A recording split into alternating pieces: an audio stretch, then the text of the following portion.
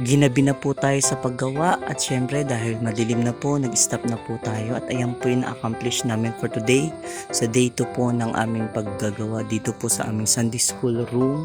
Ayan po, yung area na po na yan ay gagamitin po ng Sunday School children kasi po pagka Sunday nababasa po sila ng ulan kaya po ni-rush po namin, minadali po namin magawa po ito, mabubungan po sila since meron naman na pong bubong, meron na rin pong mga gamit at meron na rin pong gagawa. So hinahabol po talaga namin para po sa tag-ulan.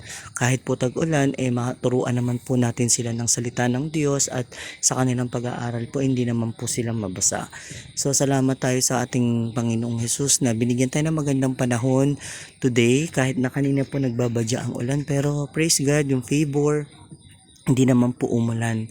Makulimlim po ang panahon pero hindi naman po umulan dito po sa lugar namin, dito po sa church. So patuloy nyo lang po kaming isama sa inyong mga panalangin. Ang endeavor po namin ay maisaayos po ang lugar na ito para po sa mga bata, sa kanila pong pag-aaral ng salita ng Diyos.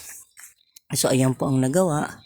Siyempre kulang pa po yan ng mga brace, tapos ilalagay na po namin yung si Parlings po ba ang tawag doon, tapos bububungan na rin po natin yan. So salamat po sa aming day 2 na paggawa dito po sa aming Sunday School children room na gagawin po sila. Maraming salamat po sa inyo. God bless you po.